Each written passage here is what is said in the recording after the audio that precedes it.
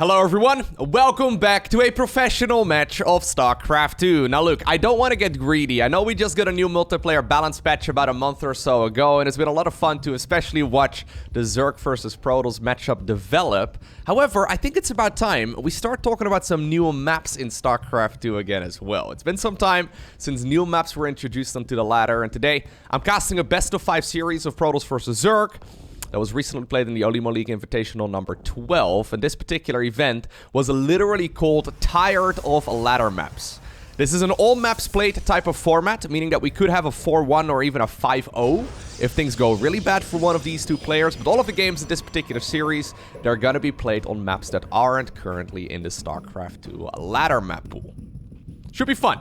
So already, alright, our pink Protoss player, there's some rocks over here that prevent him from going straight towards the top left-hand corner. Anyways, he's scouting around the map here. I mean, maybe he was concerned for a proxy hatchery, but I kind of doubt it. This may be one of the first times he's playing on this particular version of this map as well. Anyways, he is going to be sending the probe towards the bottom right-hand corner, which is a big indication that indeed this is a 4-player map. It's called Nautilus II. And in the bottom left-hand corner, playing with the pretty pink Protoss probes from South Korea, we're looking at Zest's main Nexus. And his opponent in the opposite corner with the blue Zerg drones. Likewise also from Korea, we have none other than Armani. Alright, so Nautilus 2. In case Nautilus rings a bell, it's because Nautilus 1, the original version of this map, it replaced Submarine in GSL Code S last year in 2021. Since then, apparently ATTX, who's the map maker, has made some updates to the map. So now the map is called Nautilus 2, and this time around, it's once again in the current GSL Code S as well. ATTX has made Heavy Rain in 2014, which is another StarCraft 2 map, Iron Fortress in 2015, and then Darkness Sanctuary in 2018 as well. Now, I know that Nautilus 2 is played in quite a few of the Korean events. I personally haven't watched a lot of the GSL Code S this time around, so I haven't actually seen any games on this particular version of this map yet, so we're gonna find out together.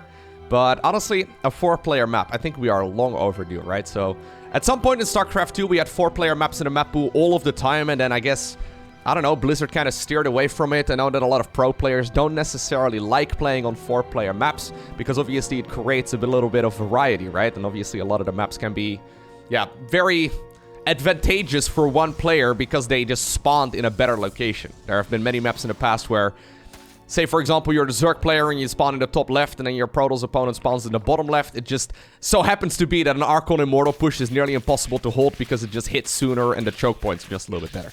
Anyways, it definitely is possible, however, to create a very balanced 4-player map, and I think they've probably tried doing it in this one with rocks. So, say, for example, it would have been a vertical spawn location. I think that these rocks probably would have slowed the Protoss player down. And in the same sense, I'm assuming we have one right over here, too, yeah. Yeah, that slows things down ever so slightly. So it definitely is possible. I'm hoping we're going to see some of those in one of the future StarCraft 2 map pools as well. Anyways, Nautilus. Anything super exciting about this map? I mean, we've got the standard third base over here. You could go for the one here at the bottom as well. I think the most noteworthy thing is that, well, the game changes depending on where the players spawn. Generally speaking, at least historically in StarCraft 2, cross locations have always favored Zerg, just because they have more bases to choose from. Say, for example, that Zest would have spawned in the top left. Armani can really expand only towards the south. Whereas right now in a cross-spawn location, he can expand in, well, multiple directions. He can take whatever base he likes. So I guess there's a little bit more flexibility right here for the Zerg player. So I just looked it up. It's, by the way, a Stargate opener right here from Zest. Oracle. Apparently already getting 2 worker kills. Don't lose it.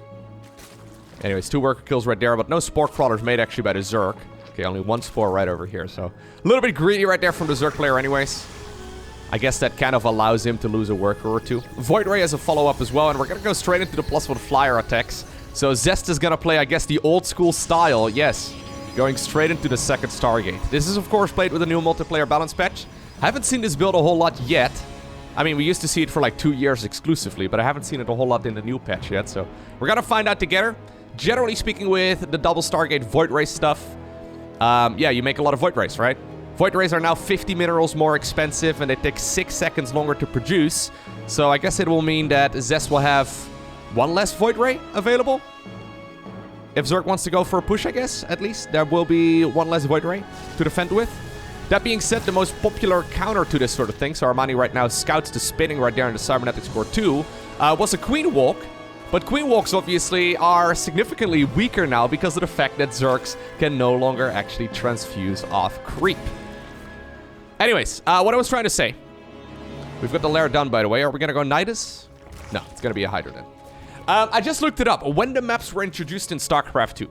So, Berlingrad, Curious Minds, Glittering Ashes, Hardwire, Pride of Altaris. All of those maps, they've been introduced and they've been added to the game since October 19th. That's actually about half a year ago. I know it doesn't sound like it is, but already nearly half a year ago. Before you know it, it's going to be Christmas once again. Anyways. Blackburn and 2000 Atmos, however, we've been playing on those maps since April 6th, 2021. So it's been more than a year since Blackburn and 2000 Atmospheres were introduced in StarCraft 2. That is quite a while. Personally, I always liked it whenever we had new ladder maps every, 3 months, every new StarCraft 2 season. However, I mean, the maps are being made. It's really not that complex, I guess, for Blizzard to add those to the game. I've ranted about that plenty in the past. I don't really want to get into it once again. Either way, yeah, if a map is around for a year, I mean, even if you get like a new balance patch every half year or so, and then, a new map pool every half year, I think that would go a very long way. Anyways, what do we have right here? Zest. Triple Stargate carrier production. Very zesty indeed. In the meantime, on the other side of the map, Armani has gone for the Hydralisk. And Hydras, I mean, honestly, in Zerg versus Protoss, they're kind of trash against everything that isn't just pure Skytools. This is a good angle right here, though, actually, for our Protoss player. A little bit of misclicking. Ugh, second misclick there as well. Could have had 6 drones. Generally speaking, I think that Hydras kind of suck against, well, Zealots, Storm, Disruptors. They suck against most things, but they're actually quite good against just a pure Skytools army, because obviously the Hydras do have a lot of attack speed. And I think Armani is making like a... Are we doing like a creep push through the center of the map? That's gonna take like another 5 minutes, though. Okay. We're gonna just march from right here? A Hydra Queen Ling Bane March? Is that what we're doing? Stasis wards have been set up. You will definitely need to add on a couple of, what are they called? Overseers here as well. That would not be a bad idea. Anyway, Zest at this point sees Brenda over here. Already tiptoeing away towards the other side of the map. I guess Banelings into the static defense and then Queens in the front, Hydras in the back. Is that the plan? I mean, Queens are quite tanky. They're also very slow, though. Okay, good force field right over there. Is there enough right now for the Zerg player to break through this? I mean, that does seem like an awful large Zerg army. 3 more carriers are gonna pop out in a second. +2 flyer attacks is gonna finish up in about half a minute as well, but Zest needs to hold on until that point. Looks to me that he is slowly whittling down the Zerg army. That being said, all of the interceptors at this point are gone. A couple more carriers, though, are spawning, so I guess they will have fresh interceptors. Queens no longer can transfuse off creep. Armani going for a very wild timing attack here. And I don't think it's working. No, there's a reason we don't really see Hydras that often. Anyways, that being said, there's a lot more stuff coming on the back of this. Zest is obviously slowly rebuilding his intercept counter as well. Currently only a handful of workers. Well, actually, no, that's 7 workers killed by Zest. Only 1 probe has been killed here by Armani so far, who's eventually finishing up the Muscular Augments upgrade. Okay, +2 is done right now for these carriers as well. Oh my god, a lot of the Banelings right there do roll into those 2 Adepts too. Careful. Nice defense here. Clean defense here by Zest. And Armani, okay, decides to go for a very aggressive push. Actually, air weapons level 2 wasn't even done yet. I thought it was already done. I mean, to be fair, Zest didn't even really need to commit to a counterattack in that previous game. He could have just set on 4 bases and then eventually maxed out.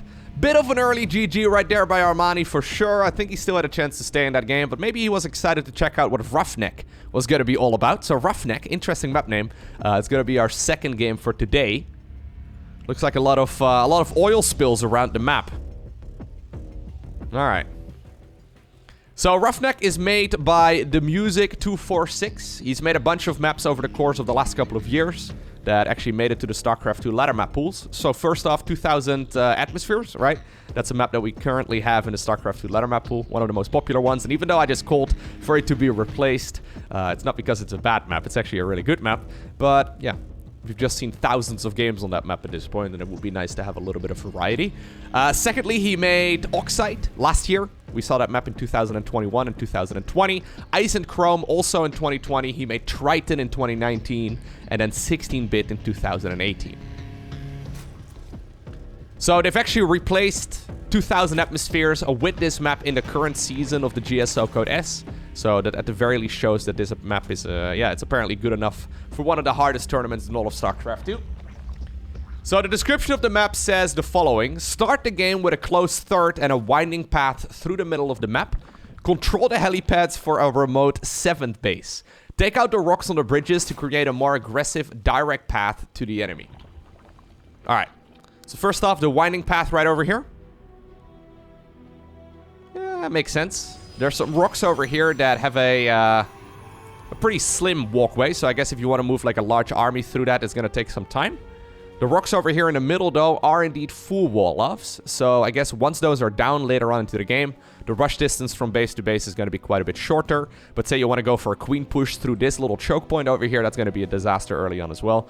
So definitely something, yeah, you'll have to keep in mind here if you're Armani and you're still wild enough to go for a queen march. Either way, the helipads, okay, I was going to say those probably are the ones in the corners. Very far out there. Pretty hard to expand to. Also pretty far away from the 6th base altogether, so yeah, don't think those are going to come into play until significantly later into the game. Alright, so once again, Stargate opener right here from Zest. I'm hoping that Zest is going to go for a variety of builds in this series as well. Obviously, with the new patch, we've seen a lot of Protoss players experiment with a variety of openers. We've seen a lot of Disruptor drops from, for example, Hero. Hero has been playing a lot of Mass Phoenix as well. Zest apparently, though, very comfortable just playing the Stargate opener. The question is it going to be a Void Ray right from the get-go again as well? Oh, it's a Phoenix first. Okay, I was going to say either Oracle first or Void Ray. This Overlord over here is going to scout its death. Kind of sad, but no, no. You gotta embrace it, bro. There's no way. There's no way you're gonna survive it. I'm sorry. Is there some oil gushing out of a vent over here? Is that what's going on? Interesting. Anyhow. Overlord right here. Not accepting its fate, but I don't think there's really a whole lot you can do about it. He's scouting right now if there's another structure added into the mix. It's just gonna be an additional gateway right here. No additional gases here for the Protoss player yet either. Well, he takes them right as the Overlord dies. Makes sense. Alright. So, Phoenix into Oracle into a second Stargate. Okay. So this is the exact thing we were trying to avoid with the new patch. Although I don't think... no. I think if you want to go... I don't really know exactly how it works out with the current cost of all of these units. Ooh. Okay, we're lifting up one queen. I always like this, man. The 1-2 punch. 3rd queen is out right now, though. Yeah, time to head out. I always like that move. I don't know if you need a 3rd base to be able to afford double Stargate Void Ray. I was going to say, I think it makes more sense to go for something like Mass Phoenix here. And obviously now, with the Overlord Scout dead, it's going to be very hard for Armani to scout what the follow-up is going to be. So Armani might be able to spot here that the 3rd base follow-up is going to be at a different time. Yeah, I think a 3rd base is gonna come up, but compared to like a Void Ray opener, this one would come up like a Void Ray 3rd would start up like a minute sooner than this. So at this point, Armani is gonna have to play the guessing game. He has no way of scouting out exactly what's going on in that Protoss main. What would be the most likely follow-ups? Well, I mean, it could be, I don't know, Glaive Adepts, right? There could be like 20 Adepts moving across the map very soon. Or maybe 8. Maybe a more, you know, reasonable number. It could be, for example, Mass Phoenix, right? But at this point, my point is that Armani doesn't really know what he's going up against. So he goes for, yeah, pretty safe roach timing. He's going for an Evo chamber here as well. He's gone for a lair. I guess the main question is, do you roll the dice at this point? Because you don't really know. You don't really know until the Protoss player actually shows you the additional Phoenixes. Apparently Armani, feeling brave, decides to add on 11 workers here. But I would have been very concerned if this was an adept push right now. I'm pretty sure that Armani would just die, because he can't really afford that much. Anyhow, Phoenixes at this point are spotted. Phoenix openers pretty much always deal some sort of damage. Nice shoveling right there actually by Zest. Putting the weakened Phoenixes in the back. Okay. Yeah, okay. This is starting to look a little bit better right now. Good micro here by Zest. He's actually going for double Robo as a follow-up and then double Immortal production. Alright. The problem with Phoenixes is that they skill really poorly towards the later stages in the game. This is starting to add up right now, actually, though. Zest dealing a lot of damage here. Yeah, not bad. Trying to get another OV, trying to get another drone. Okay, so now it's actually a lot of damage. 15 workers there. Initially, those Phoenixes seemed countered, but nice work right there by our Protoss player. Double Immortal into double Observer? Wouldn't you want to go Observers first? Anyways, Twilight Council coming up. What are we going to do here, Zest? It seemed to me like a 3-base all-in when he was chrono boosting out double Immortal, but what are we going to do now? Double Immortal into double... Yeah, I think it's going to be scouted. Yep.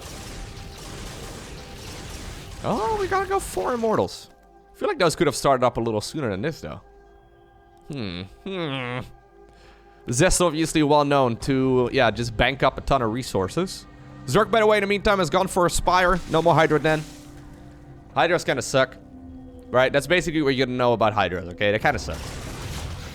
Not so much in Zerg versus Terran. Not so much in Zerg versus Zerg either, but in Zerg versus Protoss, the Hydralisk, it's mostly like a baby lurker. That's the way you got to view the Hydralisk. Alright. So 7 Corruptors here. Blink is coming up. I guess that Zest is forcing out Corruptor play by going for the Phoenixes. And at that point, he's like, great, I'm gonna go, you know, Immortals together with Blink Stalker right now. Which is not something that we normally see, but I like it. Strategically, at least, it makes a lot of sense. Love this position as well. That Photon Cannon is perfectly tucked away. Zergling run-bys are gonna take forever to get their way to that Photon Cannon. Templar Archives, a Robotics Bay as well. I mean, he's getting a little bit of everything right now. This is starting to be very expensive, though, here for Zest. Zest just spent tons of money here on things that aren't going to be very helpful just yet. After losing that many drones, though, can Zerg really try and capitalize on this greediness? Yeah, he just invested into a lot of stuff. Okay, so 14 Mutas are coming up right here for Armani.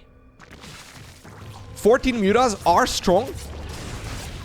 But remember, the Phoenixes are still out. He's starting to be a little bit more aggressive with them just because he wants to... Well, he knows that they're likely going to die here, but he probably wants to keep them around if he assumes that it's going to be Muta play. Okay, a recall right over there. There's some 200 IQ strategies coming up right here. Zest is like, okay, I've forced out Corruptors. Blink Stalkers are going to be amazing. And Armani's like, well, I've countered your Phoenixes, so I guess I'm going to go still add on Mutas? Because now all of a sudden you're making a ground-based army, and obviously ground-based units are in general not that great against this sort of thing. Stalker's actually also in a very weird spot. Okay, normally I don't think you want to dive on top of this, but this is an easy picking right here for the Zerg. Zest ready to intercept a bunch of Corruptors. Suddenly finds himself facing off against an entirely different army. Okay, so Mutas are tasked with killing anything in the mineral line, I suppose? No, we're gonna go after a couple of the... okay. I wonder if you should have gone into the mineral line instead. Anyways, Phoenixes right here have been taken care of by the Corruptors. Probes do decide to eventually run. Pylon over here also taken care of, so maybe the Zerglings could still run in. I actually love this little wall off right here by Zest. He's playing very aggressively with the Stalkers. Normally, Stalkers are used for base harassment, not so much for killing stuff, but I guess they bought time right here for the Corruptors to take out the Nexus. That was a very interesting exchange. At the same time, though, Zest right now went across the map. Keep in mind, there's still Mutas out. Only 2 Archons right here for the anti-air. Archons are going to be amazing here against both the Zerglings as well as, well, those Mutalisks. But there's only 2 of them, and other than that, there's no units that really shoot up. Okay, Archons will go down. Stalkers right now heading on over towards this direction. They have to take the long way around because of the map layout. Immortals are very tanky and actually do stay alive, but the Disruptors have already been taken care of. That was cool. The last 5 minutes in this game have been very interesting.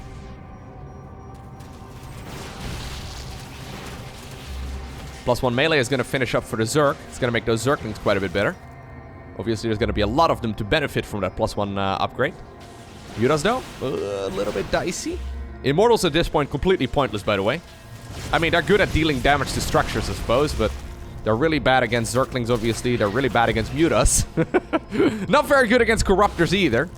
They still pack a punch. They still can tank a lot of damage. Okay, Zerg going in for the counterattack. This is what we saw Dark do not that long ago, actually, where he just simply went for the full-on counterattack and refused to fight the Protoss army head-on. We'll see if this pays off. Obviously, the Zerg player right here is quite a bit faster with these sort of armies, but both players now losing a ton of workers. Does Zest have enough? I mean, those Immortals actually are quite nice right now. Taking care of whatever they can. They're really good against structures. Apparently, the Stalkers at least were warped in defensively right now in the top left-hand corner, but that may have been a little bit overly ambitious. Mutas don't struggle against that photon cannon like Zerglings would. A lot of Stalkers, though, defensively over here. 2 Zealots and 2 Immortals. Just plowing through expansion after expansion. So this looks like it's the 3rd Zerg hatch that will go down. A new base at the helipad acquired in the top right-hand corner. Okay, so both players right now have a pretty terrible army. But I think I like Zergs quite a bit better. Yeah, there's way more Zerg here available than there is Protoss. I mean, Stalkers are good against Mutas when there's small amounts of them, but there's actually 26 in total.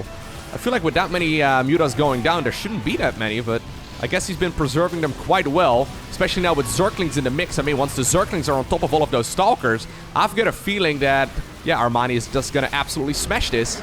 And indeed, Zest hits GG on the keyboard. Next up, Golden Wall. This is one of my all-time favorite maps in all of StarCraft 2.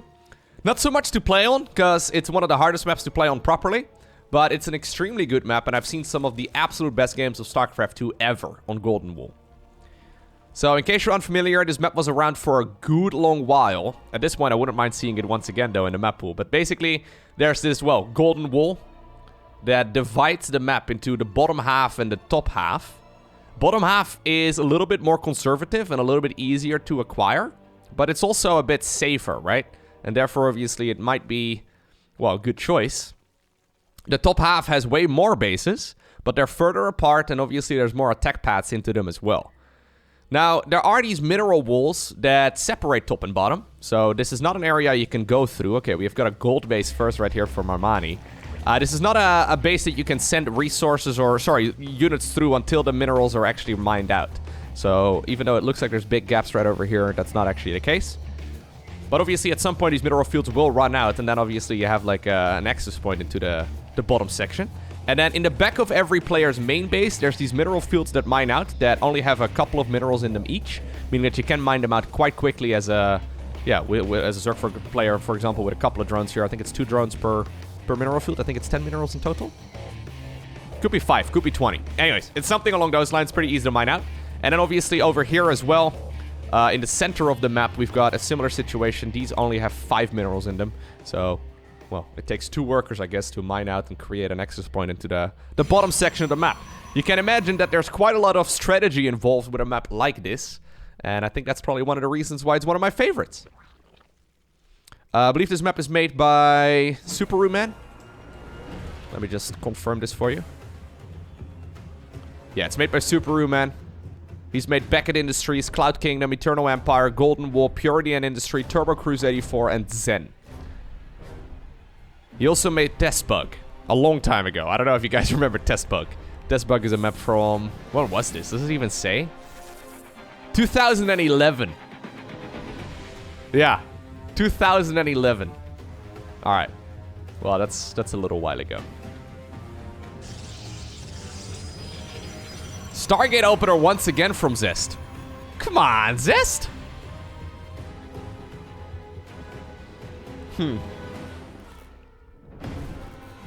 So, I really hope Zest is not going to play Stargate Opener literally every single one of these games. That would be kind of boring. I mean, he's been going for a variety of them so far, right? I mean, like I said, Zest doesn't really care too much about playing a good tournament or a good, you know, series for us. He's not playing this for our entertainment. He's just trying to play to win. It's 20 minerals, by the way, for these. He's just trying to play to win, right? So he doesn't really care about playing entertaining games. So he probably deems the Stargate Opener still the go-to.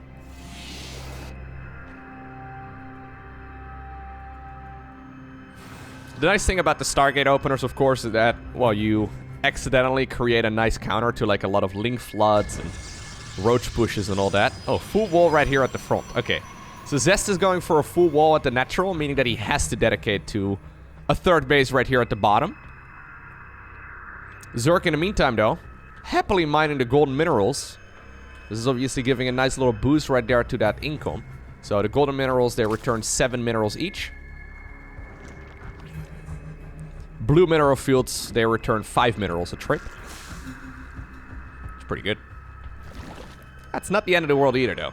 Because there's only 6 mineral patches and the other one is 8. So it just takes 4 drones more to saturate a blue base. That's like a, generally speaking, a better way to look at it. That was a little awkward. Zerklings, by the way, at the front trying to get some work done, but there's one Stalker over here having a grand old time.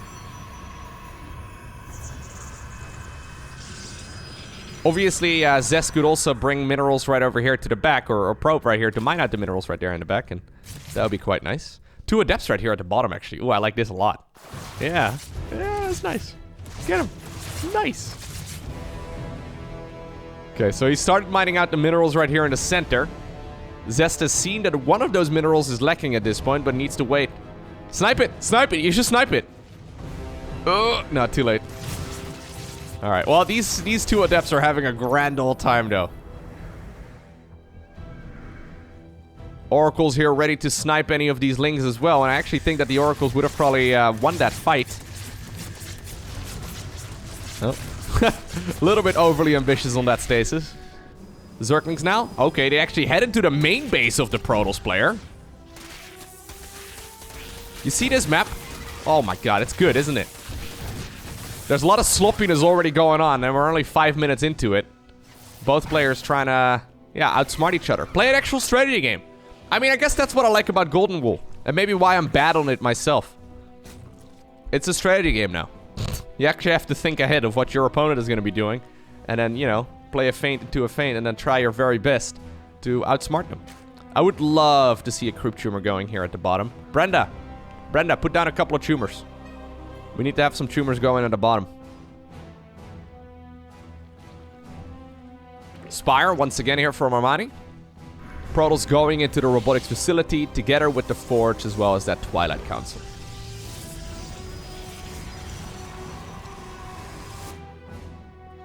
Four Oracles, by the way.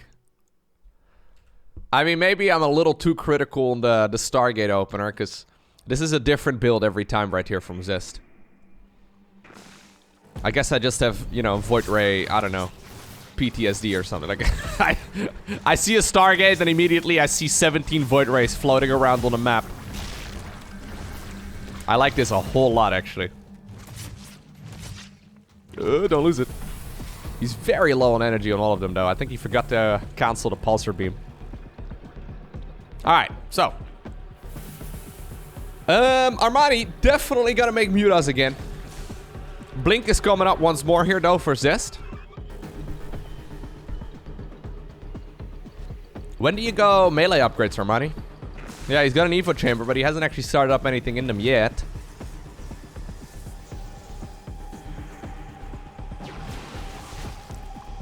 Really wants to save up gas. Okay. 8? 8? Oh. I wasn't really paying attention right there to the gas count, but I think a little bit more would have not been a bad idea. Armani thinking the same thing right now, actually. So he's going for a 5th base, and he's taking the gases right away at the 4th. That's a huge indication that he just plans on... Obviously, there's only one gas right here at the golden base, right? That's probably why he only could make a couple. Anyways, I think that's a huge indication that he wants to just go for a mass Ling Muta flood. Oh, I like this semi-wall right over here from Zest, though. Is that in range? It is in range. Good. At the same time, Protoss pushing right here through the bottom of the map. Flippy Flappies moving through the bottom of the map as well. Golden Base in a little bit of trouble. Queen right there gets killed. Okay. Mutas waiting to group up together, but it's not really that many. Protoss can obviously go into the main base right here as well, especially once he has like a... Yeah, he's got the prism right over there. Okay, Mutas ready to go in. Oracle's dealing a lot of damage. Stasis Ward in the middle of the chaos. Nicely spotted right there, though, by Armani. Mutas are going to go into the main base instead. There's one photon cannon. Zerglings right here at the front as well. Okay. Mutas in the main base. Definitely will be able to take care of that photon cannon pretty easily. Recall over here as well. Okay, a couple of the units will be recalled. But the golden base has already been killed, and I definitely think that Zest got the upper hand out of this series of exchanges. Very nicely done. Stasis Ward right over here in the back as well. Oracles only have air to ground, so they can't actually hit, you know, these mutas. So they can reveal them, sure. So they can see when they're gonna die, I guess. He does find the base in the top left too, so that's something. Stalkers over here, a little bit overly ambitious. Zerglings definitely should go pick those up. Okay. They just blinked forward. Not exactly sure what the point of that was. Anyways, Oracles in the top left-hand corner were killed. Armani is building up the muta count, though. And we've seen how that goes, right? You can have a lot of... well, at this point, we have like 2 Stalkers for every muta, so maybe it's a little bit better. But we've seen how that goes. Mass muta, surprisingly good against Stalkers. Especially when Zerglings are added into the mix. Neither player really wants to invest into a ton of upgrades here. I would have really liked to see the +1 melee upgrade once again for the Zerglings, but... There it is. +2 flyer attacks? Am I getting greedy now? He was thinking about it, I think, but... Alright, Zerglings! Do catch a bunch of the Stalkers over here. Mutas in the meantime, though, heading towards the third base of the Protoss player. Okay, fourth base. Oh, sorry. Fourth base right here. I think it will probably be cleared out by the Lynx. Wouldn't be surprised if the Lynx head on over in that direction. At the same time, the Stalkers once again go in. We're just gonna go from a base race into a base race. I like it. Guys, look what new maps do. I mean, this doesn't necessarily have to be on the... Well, I guess it's not a new map, but it doesn't necessarily have to only happen on new maps or maps that we haven't seen in a while. But this certainly creates some very spectacular games. Zerglings over here, absolutely tearing apart, well, a ton of workers. I think there was like 20 of them. At the same time, though, Stalkers right now in the natural of the Zerg. This time around, we have 45 Stalkers. That's a lot. He could always recall. They're all over the map as well, though, so he's very spread out. Spire at this point is destroyed, so no additional mutas here for at least some time. Mutas, though, taking care of the last probes right there. And at this point, the Stalker no longer in that wall of either. Zerglings run in. Despite the fact that Armani has a significantly weaker army in a straight-up battle, he does not plan on fighting this Protoss army straight on. Zerg is spread out in a bunch of different locations. Drones have been sent towards the top right-hand corner, and a new hatchery there is building.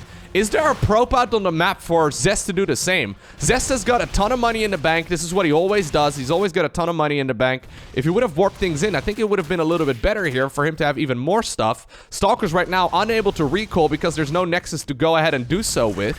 Okay, he started a new Nexus right here at the top of the map. Obviously, the Zerg mobility, though, is still going to be awesome. Needs to take care of these last structures, or needs to get rid of those last structures, I think. Zergling should be able to get rid of some of those. Main base at this point is gone. Third base is gone as well. Neither player's revealed yet, though. Okay, Armani. Does he know about this Nexus? He does not. Zest does not know about the hatchery, but he finds it right now. There's still a hatch in the main base as well. Drones over here will be caught as well, and they're going to be killed easy peasy. Hatchery over here will go down. There's one Stalker in the main base to deal with the lair. Zerglings coming in, though. Zerglings coming in, though. Zerglings at the same time also up north. This is an absolute base race right now. Hatchery over there stays alive, and this is the last structure, isn't it? Oh my god, he added on a pylon. Zest has a pylon. Zest has one pylon. Mutas! Mutas, find it! That's it.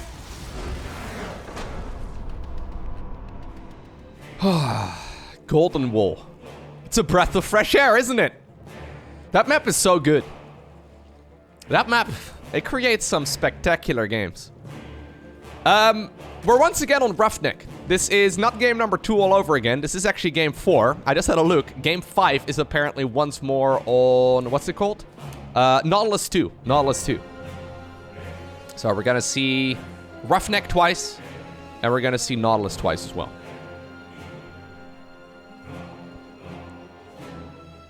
I think I'm gonna put the game on ×4 speed here for a second. Just because the early game of ZVP is a little bit slow, and we've now seen it 3 times. And there's nothing for me to talk about anymore at this stage, okay? I can talk about the weather. I can tell you guys to subscribe to my second channel. Speaking of which, I found out recently there's a lot of people that actually don't know that I have multiple YouTube channels.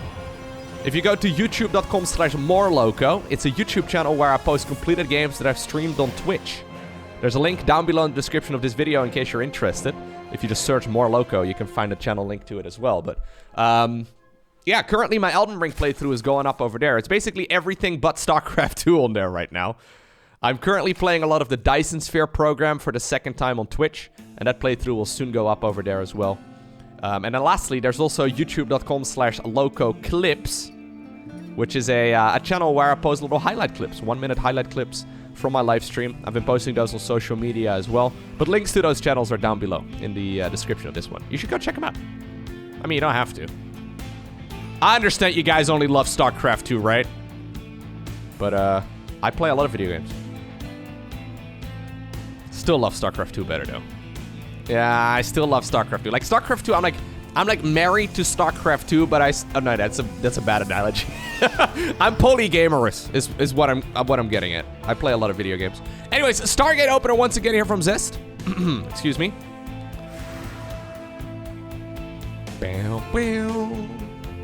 Yeah, a game is I've never been so hooked to one game though as I have with StarCraft 2 over the last decade. Longer, 12 years. I mean, obviously, this is what I do for a living, right? So maybe it's a little bit different, but... the only game I played for about a decade is RuneScape. Oh my god, did I play a lot of RuneScape. Oh, beautiful catch here by Armani. That was so pretty.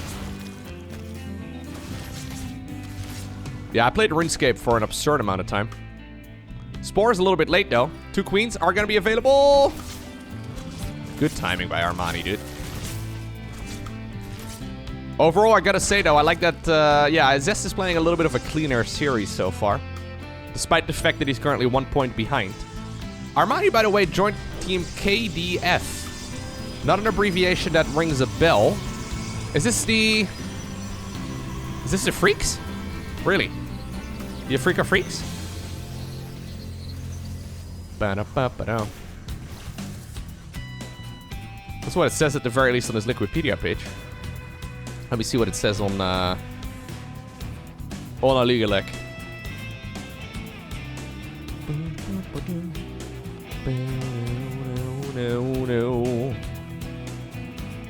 Oh, it's... Okay. So, it's the Kwandong Freaks. I think they've had a bit of a name update. So, they used to be called the Afrika Freaks. Then they were called the Freaks for a while, and now it's Kwandong Freaks. I was gonna say. I think I missed the news of Mr. Armani changing. Oh. It's a lot of damage going down, man, so far. Yeah, a couple of Zerglings in the main base. Both players starting to fall asleep, apparently.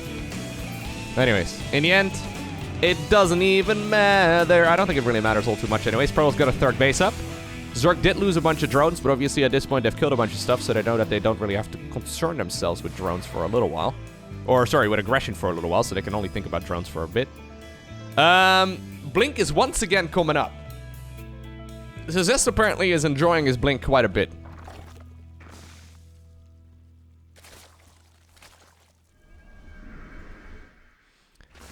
Yeah, so the Kwandong Freaks, they used to be known as S-Benu, then Startil, then ST, then the Afrika Freaks, then the Freaks, and now they're known as the Kwandong Freaks. Now, can I give you guys a nice little update, by the way? I don't know if I've mentioned this in a StarCraft cast yet. But the Kwandong Freaks have the following members. They have Alive, they have Armani, they have Keen, they have Trap, and then guess who they have? According to Aligalek, they also have Sue. Sue is one of my personal all-time favorites. He's a very aggressive Zerg player who went to the military about a year and a half or so ago, but he's now come back. So, I actually... Okay, looking at his Illegal Leg right now, apparently he played his very first tournament games again 2 days ago. Oh my god. He won versus Björn in a best-of-3 series. 2-0. What? He just came back. Literally, like, it was announced a couple days ago. Well, okay, maybe a month ago at this point. In StarCraft time, that's... Alright. Yeah, I'll try and see if I can get my hands on some of the Sue replays. My god, that's actually really impressive. Alright. Anyhow, what are we doing? I'm not even paying attention to the game right now. Sorry. Road speed with +1 missile. Fair enough. This is what I get for fast forwarding, I guess, huh? A little bit of a Stalker warp in. This is a strange little attack over here. How many gateways are we on? 9 gateways in total, so Zest definitely capable of going for an all-out assault if he wants to, but it's just gateway units. He does have Blink. He does have +1 infantry, or infantry weapons, he wishes. No infantry right here. He's got +1, careful. He's got +1 ground weapons. Roachling Ravager, with some queens for support. +1 missile finishing up here for the Zerg as well. Bow. Oh, gets sprinted. Okay, he gets the Prism. That's huge. Getting the Prism there sort of shuts down most of the aggression. I mean, Protoss could obviously continue onwards as well. But he decides to recall some of the army. Stalkers will probably have to walk their way back. And right away, Armani. As soon as there's a little bit of wiggle room, as soon as he has a little bit of time to breathe, immediately adds on the Spire. So this is the go-to, yeah. I guess it's good against everything that's not double Stargate Void Ray, huh? That's what I've learned so far. Even against double Stargate Void Ray, we used to see it at the end of the previous patch. I remember that one game on Glittering Ashes. I think this was Dark versus Trap, maybe? Not exactly sure. But even against Void Rays, we still saw... Against double Stargate openers, we still saw a lot of Muta play. Or not a lot, but we saw some of it. Okay, what's this then? A Hydra Den as well. Hydra Den together with a Hive and the Spire.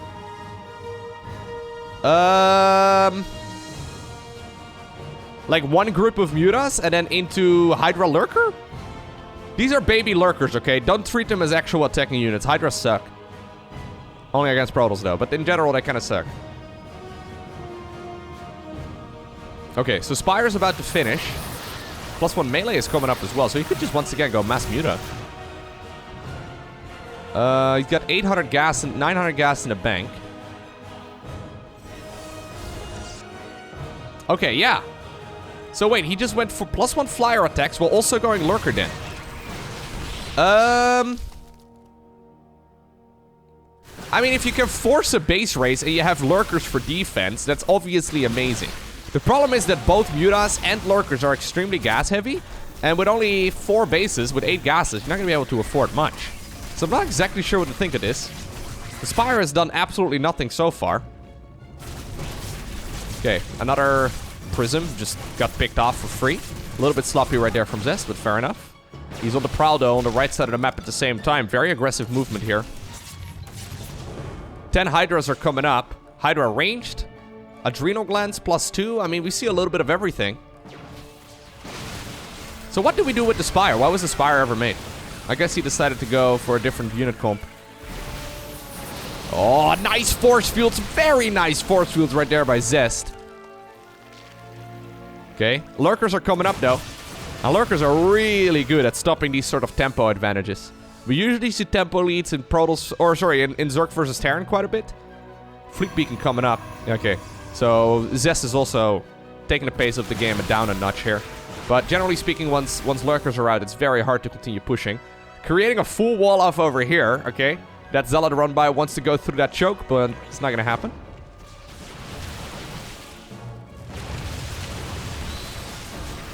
Alright, at this point the Lurkers are spotted.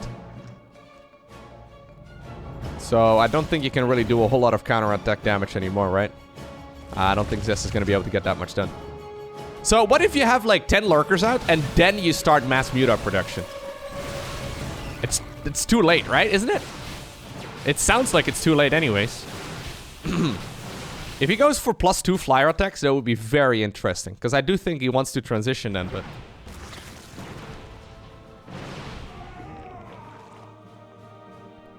Did one of the Zealots just get targeted? I think it did.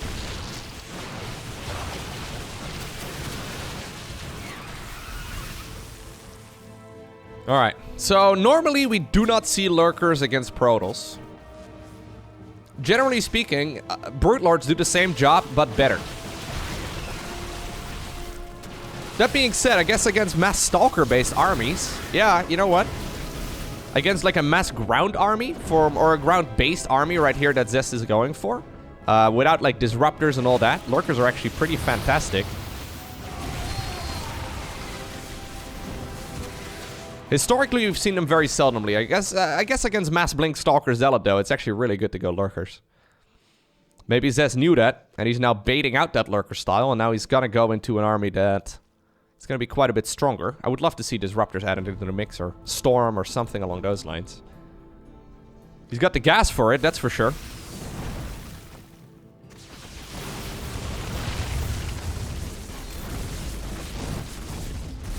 Lurkers on the offensive, yeah.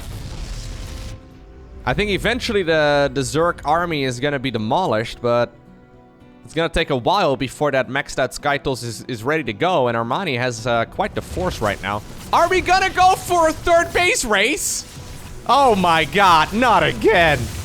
I mean, yes, please, but also, what? Alright. So some of the Lurkers are going back home. They've now spotted, I guess, the carriers over here. We're going for another base race. Dude. The new patch was so minor, but so significant. Actually insane. Okay. Zerg taking care of the 4th base. He's now moving forward towards the 3rd. There's not a lot of anti-air, though, with this Zerg army. Not a lot of detection here for Protals either, though. At the same time, okay, Lurkers came back home, but they're force-fielded out of their own natural expo here. Zest trying to deal whatever damage he can. Okay, well, there's still a lot of range. Yeah, they can still shoot their spines underneath the force fields. Go into the main base, put a force field down. Boop. Nice. Not a whole lot of firepower left over, though. I would like to see a prism here in the mix. Anyways, speaking of firepower, carriers moving across the map. The leftover Zerg units from the other side, though, okay, are coming back towards the top right-hand corner. That base is not going to live for very long. Again, in a straight-up battle, I don't think that Zest can really lose. But Armani is not done just yet. As long as there's a recall available, though, I think Zest should be okay. Doesn't have energy on that one. Doesn't have energy on that one either. Okay, a couple Corruptors coming out, actually. Corruptors are quite strong, obviously. Are there enough? He did get +1 on it already. I thought that was from Mutas at the time. A couple of Hydras joining in the fray as well. Oh my god. Oh my god. Beautiful stuttering right there as well with the Ravagers, though. I think there's still a little too much Skytles, no? Unless he keeps eating biles. Yeah, no, there is too much Skytles.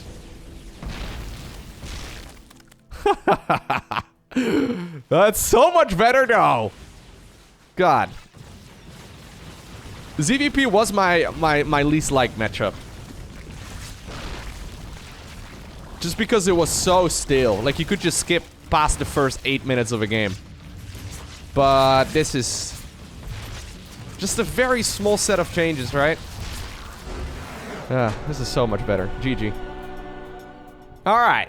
We're back on Nautilus 2. This time around, it's not a cross-spawn location. The players are in the horizontal spawns instead. Alright, alright, alright.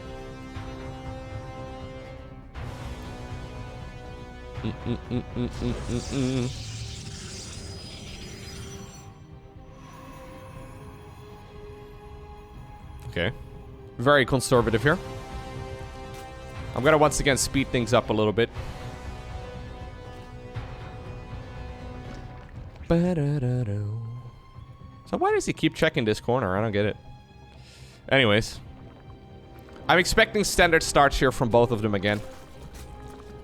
Yeah, ZVT starts up a little bit quicker, right? ZVZ starts up really quick. Protals versus Terran starts up a little bit earlier as well with the Adept shenanigans. Another Stargate. Alright, Zest going Stargate 5 out of 5 games. Yeah, you must think it the best opener. Fair enough. 2 Adepts over here in the main base, dealing a little bit of damage. They're gonna die. 4 drones for 2 Adepts. Twilight Council is a follow-up this time around from Zest. Okay. Oracle dealing a little bit of damage. And I'll slow down the game to a regular pace. Okay, so. In one of the previous games... which one was this? Was that the first time we were on Roughneck? I think so. Anyways, we had double Stargate Phoenix. Yeah, double Stargate Phoenix. Armani against that, or in that game, I think, would have probably died to an Adept follow-up. Zest probably looked at that and realized that's, yeah, something you played very greedily, my man, Mr. Armani. I wonder what you would have done if this would have been a different follow-up. Armani, though, he's got a Roach Warren. How many drones is he gonna make? That's the real question. I love this. Oh, yeah. I'm a big fan of the hit squad of 3 Adepts together with, or 2 Adepts, together with an Oracle. Revelation right there. Super nice. Alright. So, is there enough for the Zerg player to defend against this properly? He's got a bunch of links. Obviously, there's no prism or anything along those lines, but since it's horizontal spawns, they're pretty much next-door neighbors. Okay, drones immediately evacuating on out of there. Another Stargate as a follow-up together with +1 flyer attacks. Okay, I love this actually. Oh my god, Armani! He ran the drones to the natural and then created a full wall-off over here. So all the drones live. I don't know about the third base, however. He could kill the third base, honestly. If he keeps on warping in, I think he's fine. Okay, a couple of units right there did manage to get out of the base. Zest is more than happy to trading out these Adepts. Not really a unit you want to have in the later stages of the game. Okay. Free shading over here to prevent that Evo from being cancelled. Okay, he does go out. Alright. Follow-up right now from Zest is actually not double Stargate Phoenix, but double Stargate Void Ray. Triple Stargate Void Ray. Alright. Together with a Fleet Beacon. Very expensive set of structures right there from our Protoss. So what exactly are you gonna do, Armani? Like, I'm thinking about, like, the 4th base here, right? Where are you gonna take the 4th? This is where, like, my love for 4-player maps kind of ends. Where is Armani gonna take the 4th? He needs to knock down those rocks. But can he? At this point, I think Zest is doing an excellent job right here, just zoning out the Zerg player. If those rocks are not down, the 4th base can't really be taken. The machinery in right there, I guess, of Nautilus II. Yeah, Lynx eventually start working on it. Armani thinking about the same thing. Carriers coming up. Zerg finally getting a hold right here of the Adepts. And then 3 carriers are on the production tab together with a 4th base.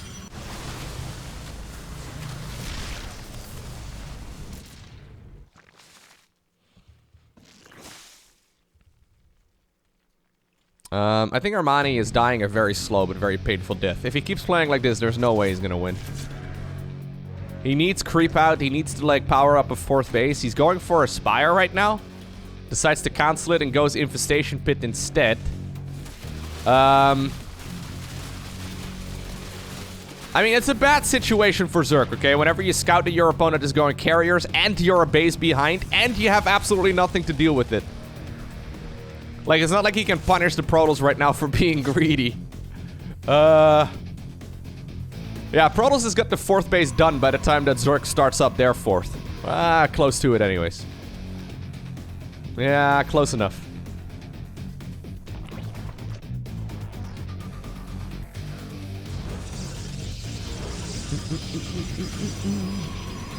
Pathogen glands. Oh, okay, we're going Hive together with Infestors? Alright, I'm not exactly sure how this is gonna play out. Maybe Armani wants to turtle up with Spore Crawlers or something along those lines? Go for like a Viper Infestor-based army with Queen support. Obviously very strong, but he cancelled the Spire, and normally you follow that up with Corruptors. So I'm not sure, maybe he was just running out of money. It was a little too expensive, decided to cancel the Spire for now. Anyways. Zest, kind of just doing his thing.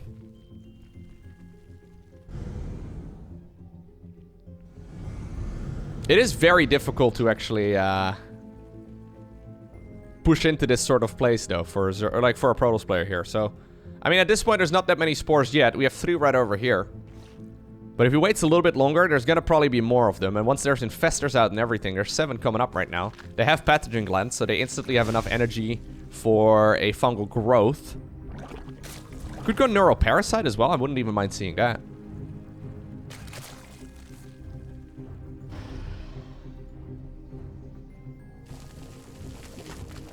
Okay. Ultralisk Cavern. Ultralisk Cavern? Armani. Are we going Queen, Infestor, Ultralisk, Ravager Ling? There is something building in the mind of Armani. Oh god. Oh, nice transfuse, I suppose. Alright, most of the Infestors do live here. Something's coming up here in the mind of Armani. The question is this gonna be in time?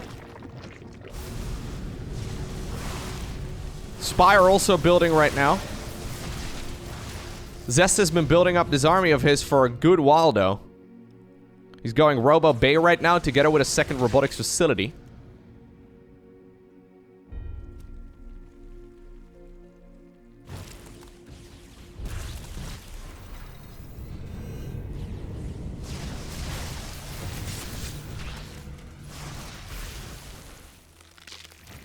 Okay.